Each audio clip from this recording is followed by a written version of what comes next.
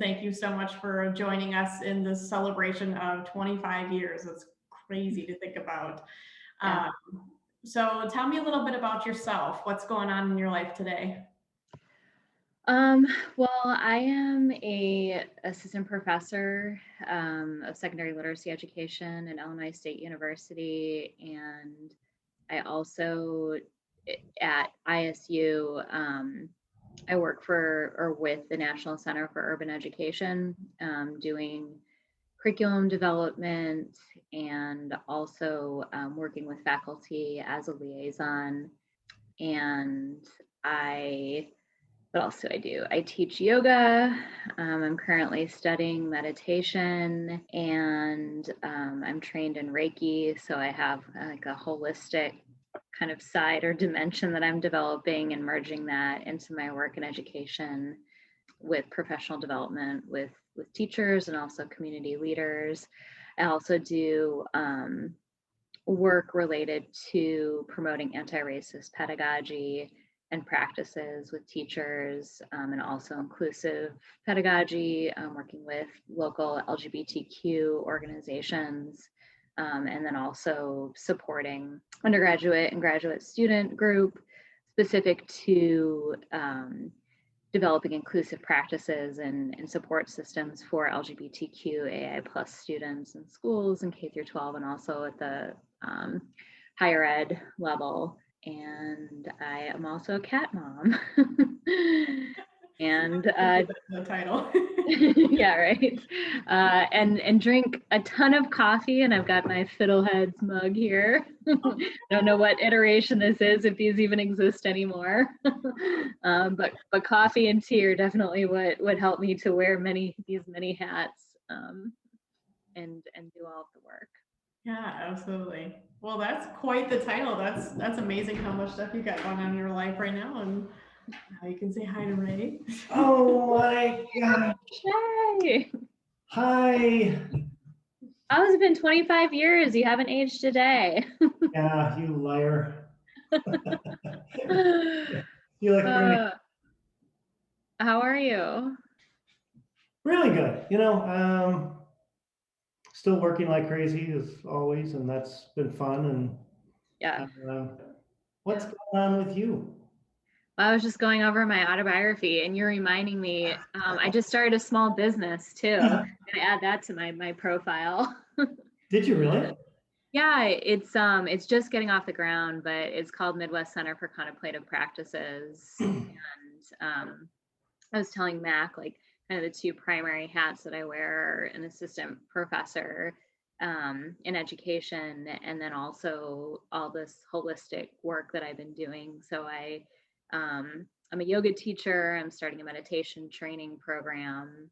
I also do a lot of work in restorative practices, and so this business is about working with teachers, and then also I want to expand it to leadership development and bring these mindfulness practices into organizations, and also support like conflict resolution and also diversity and inclusion initiatives, using these holistic practices. And I think a lot about, like, there's the kind of the intersection between the personal development and then the policy side of things. And I think that in order for policies to change, people's mindsets need to shift, but that also is, really a lot of that has to do with like our own insight into who we are and how we're operating in the world. And so, just working with teachers and kind of supporting them with coming to understand and know themselves and how they relate to their students, and understanding like where they have resistance in maybe taking on certain conversations that are going to be important for their students to be engaged in, but doing the kind of the self work before they can have those conversations and kind of processing their emotions. So I've been learning a lot about like the neuroscience of how our bodies respond to external stimuli, and like why we move into like fight mode or like or fright mode or shut down in our interactions or in our work relationships. So it's, yeah.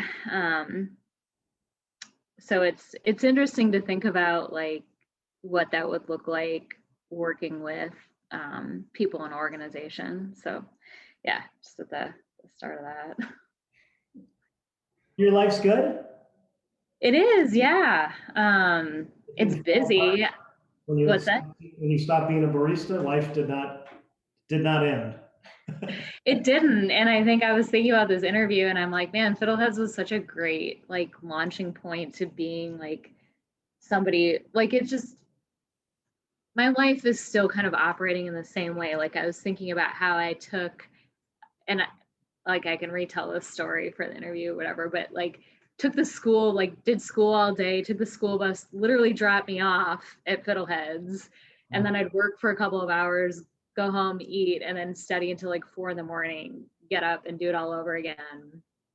And like just the work ethic that like I was developing during that time it still is what it is, it's just like exponentially grows.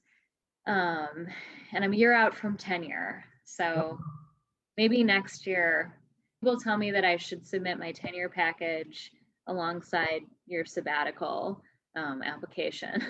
You can like get your break after this, like, I mean, I went into grad school 11 years ago.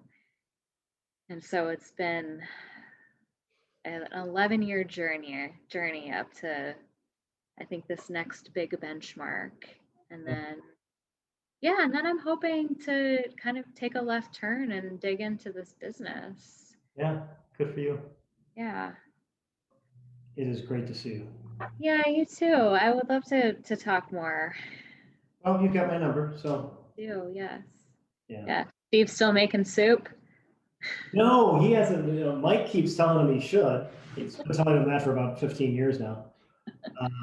But he's our master roaster, and virtually every batch of coffee that's roasted he does, and he's really good at it. Really loves it. So it's not soup, but it's like soup. That's awesome. That sounds appropriate for him. Yeah, and Mike's doing well? No. Yeah, he's doing great. Yeah. Being serious. Yeah. Mm-hmm. Sort of. Then with Mike's world. Great to see you. Yeah, you too. Okay. I will reach out, and please give Lauren a hug for me. Okay, good to see you. Yeah, you too. So I know we were kind of catching up on what you're doing now, and I remember you mentioned Illinois. So where are you in Illinois now? I'm in Bloomington, Illinois. Okay. Yeah. Bloomington. How do I like Bloomington? It's quiet. It's kind of, I've lived all over the country, or I've lived in Minneapolis, then I moved out west after college, and lots of big cities. And so it's nice to be in a small community again. And it feels, I think population wise, it's similar to Mack Thiensville, but I don't know if it's because I'm an adult now, but it feels smaller. Maybe because as an adult, I don't expect to run into people I know everywhere I go. And maybe that just felt normal as a kid. But then after living in Los Angeles and Phoenix, I kind of experienced the world in a different way. Yeah, absolutely. Are you from Wisconsin then, or are you from somewhere else? I was born in the suburbs of Chicago, and then my family moved up to Mack Thiensville when I was in middle school. Okay. So that's a big part of your life right there. Yeah, absolutely. Yeah. And how long do you think you worked at Fiddleheads? I worked at Fiddleheads. So Fiddleheads was my first job. I started when I'll say it was, I must have been able to legally work at 15, maybe 15 and a half. And I worked there all through high school. And then I even came back, I think my first 2 summers when I was away in college, and came back and lived at home and Mike and Lynn were generous enough to continue to employ me. That's really cool. And so, okay, so you were Mack and Thiensville. So did you bounce between the two cafes, or was there just Thiensville at that time? There was just Thiensville at that time. Yeah, yep, the original. The original Thiensville. So what year do you think that was around the time frame that you were there? Well, oh, I should have done this math before. I mean, that was, well, that I was like the first employee or one of the first employees. So I'll just say 25 years ago. Good estimate, yeah. Well, because when Fiddleheads started, I was amongst the first crew. Yeah. What was that like now? So you were in high school, right?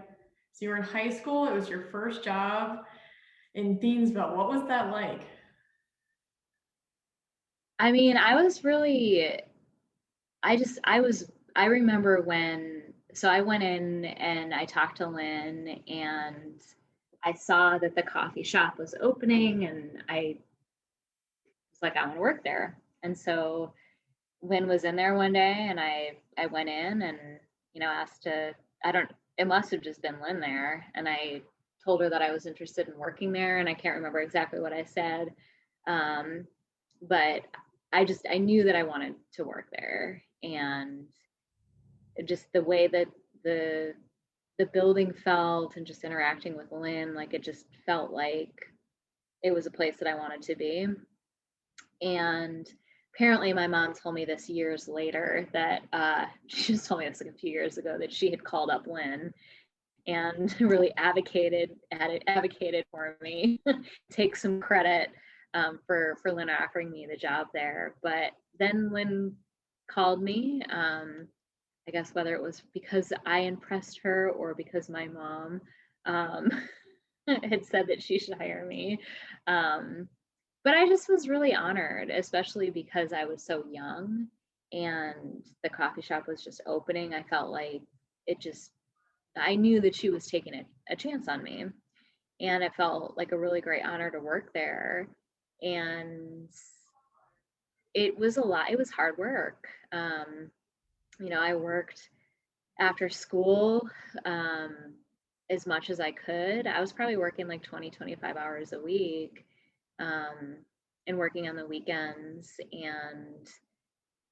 but it was also a lot of fun and just thinking about like what Ray is talking about with like loyalty and relationships that people have in a workplace. At that time, like I was just so much developing, into my adolescent self, and I was reading Chicken Noodle Soup for the Soul. And there were these stories about people just kind of opening up and revealing parts of themselves. And at the time I was thinking I wanted to go into psychology, and I was just so fascinated by people and by people's stories and how they kind of show up and tell you who they are in conversation. And so when you asked me like what it was like to work there, a lot of it was this opportunity to talk to people and to develop relationships and to hear their stories. And so I just, after reading Chicken Noodle Soup for the Soul, I had learned from one of the stories that was told about like the power of just asking questions. And so I just started to ask people about their lives. And it was really beautiful because people, like I started to develop a relationship with customers. And I know, of course, as many baristas do, started to get to know the regulars and get to know their drinks, but also got to know about them as people and like members of our community. And as a 15, 16, 17-year-old, those were my first opportunities in being able to interact with people in this very human way that has very much become a part of the work that I do as an ethnographer, in my research with like sitting and talking and listening to people's stories. It's amazing what customer service can really teach you and guide you throughout your life. And exactly how you just put it, that communication with customers. Yes, you know, you learn their drinks and you can kind of get them situated, but it's really that aspect of connecting with people and hearing what they're like and what they're like in their life. And that's really amazing that you were able to hold on to that forever and keep that with you and still have that in your life now. That's, how does that feel that you started in customer service and now you are where you are now? For me, like I have come to realize that I think these things are pretty spiritual in terms of like like I knew from a young age that I wanted to work with people. I always enjoyed talking to people and kind of gravitated towards, imagining these professions for myself that would allow me to do that. And so it it feels like Fiddleheads was an important part of like facilitating this work that I've for a long time felt called to do. That's so neat that you can still have all of those things too and apply that to what you're doing now too. That's amazing. Yeah, yeah, it is. And remember back um just very distinctly, like just this, it was like this light bulb moment of I think what high quality customer service is with um inviting people into this space and like feeling that connection and fostering it. And there were people who came for years. What was it like being in a small family owned business that had just opened up and you being one of the very first baristas that they had there? Oh boy. I mean, I definitely feel like it was an experience of like riding the roller coaster of working through the business model, working through like the different kind of organizational leadership models and, Lynn style and Mike style. And then when Steve came into the picture, his personality and his style. Um, and so like, and I was again so young and just um, being a part of all of that. It was, I didn't know, I think what those things were, like kind of working through like developing the model, but like I was kind of living through it. And I mean, for me, it was, I think like I wanted to show up. I wanted to make Lynn happy. I wanted to make like Mike happy. Um, I also, appreciated just the space to kind of be myself. And like I think really through that customer service aspect of like I don't feel like that, like the way that I interacted with people, like that was ever like micromanaged. And so it was nice to, even as things are being figured out, to also have my space to kind of grow in the organization or in the in the Fiddleheads family. But it also just I don't know, watching Lynn like grow as a business owner, and that was, I think, just powerful for me to watch this young woman like manifest this idea and then have her family show up and kind of become integrated and take their own kind of roles and in the work that they are doing. And I think about Steve, like, and then one day Steve was on the scene and all of a sudden he's back in the kitchen making soup. And or like he's playing, like his band is there playing, and so watching like the coffee shop also become this place where we've got live music. um, and and then also like interacting with Ray and Laureen. And I always thought it was like just awesome, like what just kind of what hippies Lynn and Mike are. And and then having like corporate world Ray and like with Lynn's like organic everything. um and and just being like playful in that space. Like one of the things that like I think Ray and I developed a relationship over, like I would make his sandwich often. He would come in for lunch and I'd, pack him a sandwich to go.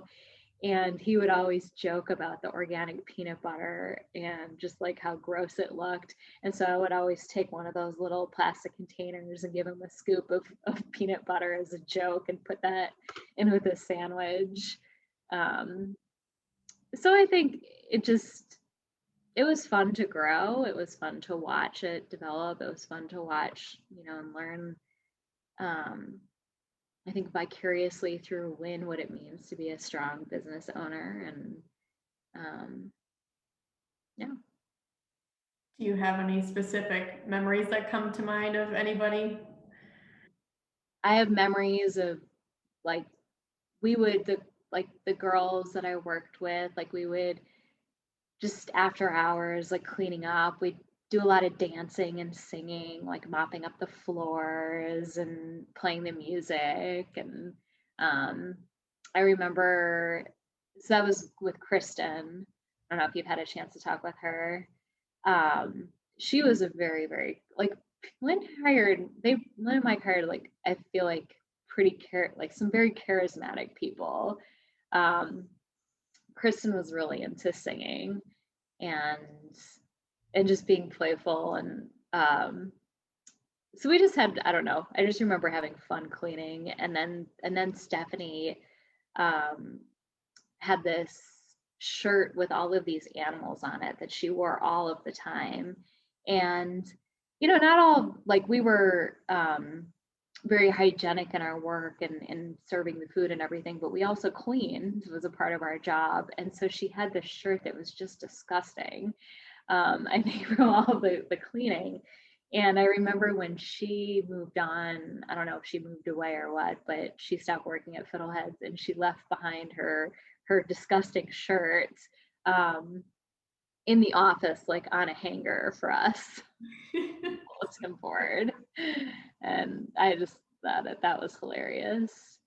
And also my sister came and worked for Fiddleheads, and that was fun to make it even more of a family feel.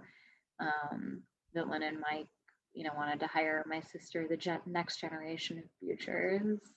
But yeah, it's more like feelings that I remember than like specific memories or interactions with people is what I remember. I also remember all the great sandwich names. Like Lynn had all the sandwiches named after Grateful Dead songs, and it was like a whole education into Grateful Dead music and like leftover salmon and all this like bluegrass music that I didn't know about, that Lynn just like filled the space with. And then Mike as well with his own music. Has that music stuck with you now? Do you listen to that often, or? I don't. I do like, I actually thought it was kind of neat since Lynn had moved from Colorado before she started Fiddleheads. Like I went to grad school in Colorado, and I was like, oh, now I know where I get where Lynn. And also there is that vibe in Wisconsin as well. But I definitely encountered a lot of bluegrass and folk music in Colorado. And she also had the global like folk music. I loved those. So your team, you said it was Kristen and Stephanie. Was there anything else that comes to mind? I can't remember. There was another woman, but I can't remember her name. And then Natalie. But we oftentimes did not work at the same time as my sister and I. Gotcha. And what was your team like at that point in time? I know you were saying you guys were all close and had some fun and danced around and stuff, but do you have any other memories of your team as a whole?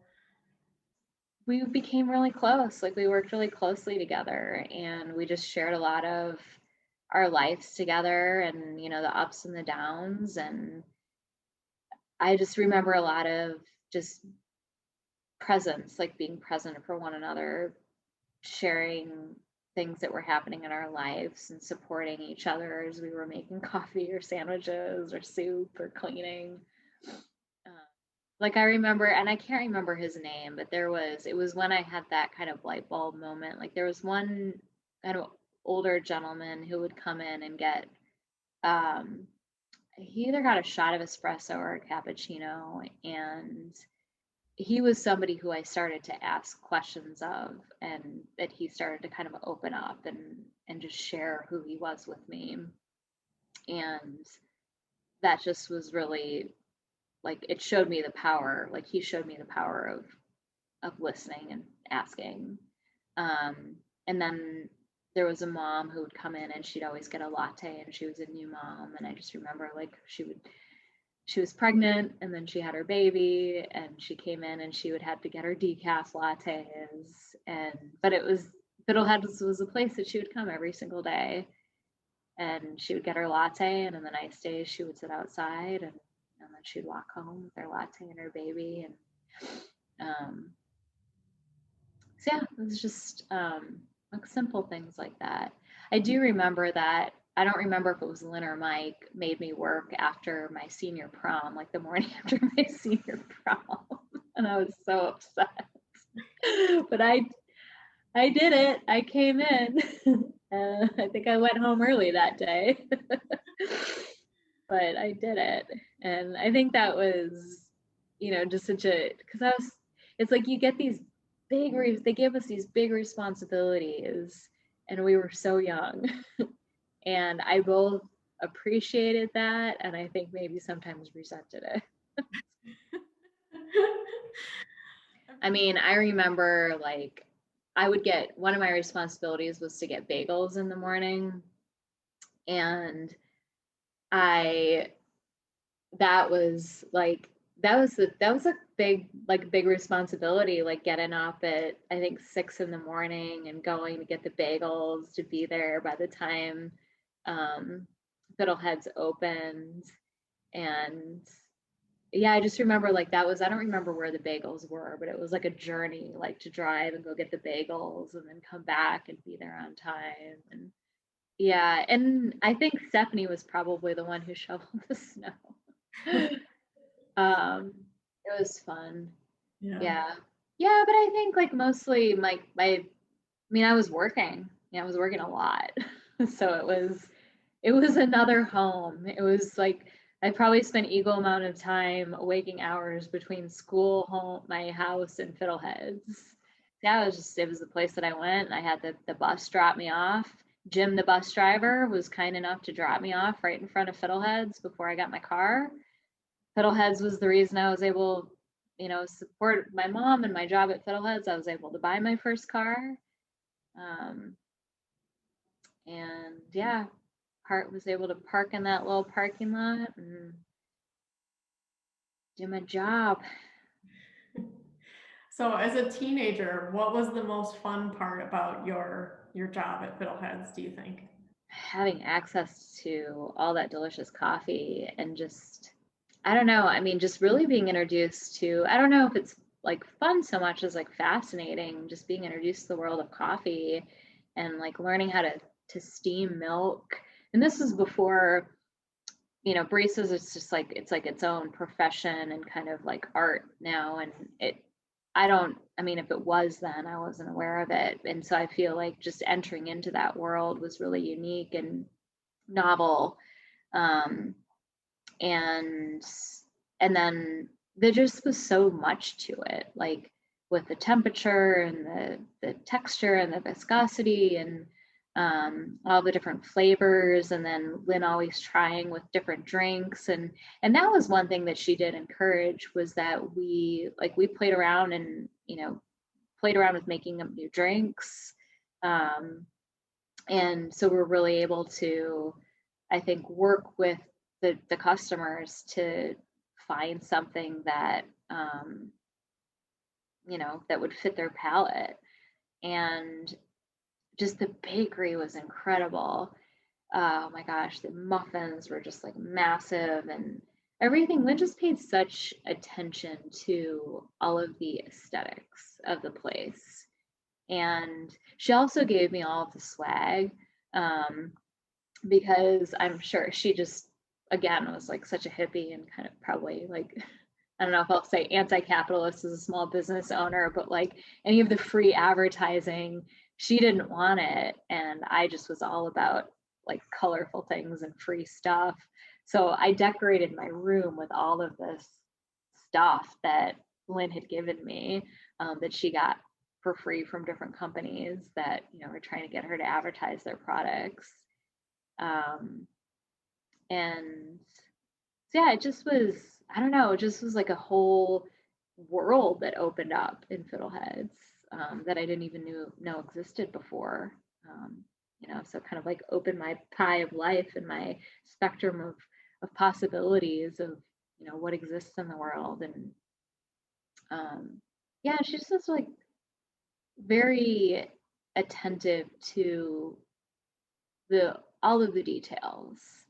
And that just was a really like amazing thing to witness and I think experience and learn from. Were there things that you learned from your time at Fiddleheads that have stayed with you? I mean, I'll never forget how to steep milk, and and you know, it's all the different, like I learned the skill of being a barista, and I think as we've talked about, like it was a really formative time for me to just develop the customer service skills of talking to people, and processes of running a business. Like we were very much involved in the setup and the closing of the day. And I think work ethic, like definitely, like, you know, she was a stern boss, and had high expectations for us and Mike as well. And so I think definitely like my strong work ethic, that was forming during that time was certainly reinforced by my time at Fiddleheads. But also like learning how to be playful and fun at work as well, and sing and dance, and you know, drink lots of caffeine and Naturally. right, naturally, yeah. Is there anything that you miss? I mean, it was my home for several years, and but it's been so long, so it's hard to kind of say like, you know, what I miss, but I did, like, it was just a great place to go to, and to have as a part of my life, and I will always appreciate that. Is there anything that you would like to say to future baristas, or summing up your feelings as a whole towards Fiddleheads? I really appreciate having had that opportunity in my life to work at Fiddleheads, to be a part of something that really, I think the fact that it still is, that it's thriving, that's not only surviving, but that it's thriving, in a community that is also thriving. When so many small businesses are struggling right now, and, you know, communities are shifting, I think that it's something to be noted and honored and cherished, that it's a testament, I think, to what Fiddleheads embodies, that it is, that it has sustained for so many years, and you know, has weathered the life bumps and the societal and the cultural shifts. I think is just really a testament to what Lynn started, to what Mike and Lorene and Ray and Steve have helped to grow and build over time. And so I think that, you know, for anybody who's part of it, it's a real honor. Is there anyone in the Fiddleheads world that you would like me to extend a hello to at all? Yeah, I mean, well, you know, it was great to see Ray and tell him to give Lorene a hug. I always try when I get back into town. I've been able to see Mike a couple of times, so always hello. to Mike, and best wishes to his family and to Steve as well, and to their little girl. And I'm always also keeping Lynn in my heart. And Well, thank you so much for your time today, Becky. I appreciate it. And it was so wonderful learning a little bit about you and knowing a little bit about those memories that you had with Fiddleheads too. It means a lot to me, and it means a lot to, I know, Ray, and kind of what we're trying to do with this. And so thank you. yeah, absolutely, Mack. And it's been great communicating with you, and it's great to meet you and to know that you're doing this work with Fiddleheads. And yeah, I'm just, like I said, I'm happy that it still exists and and thriving and growing. It's beautiful.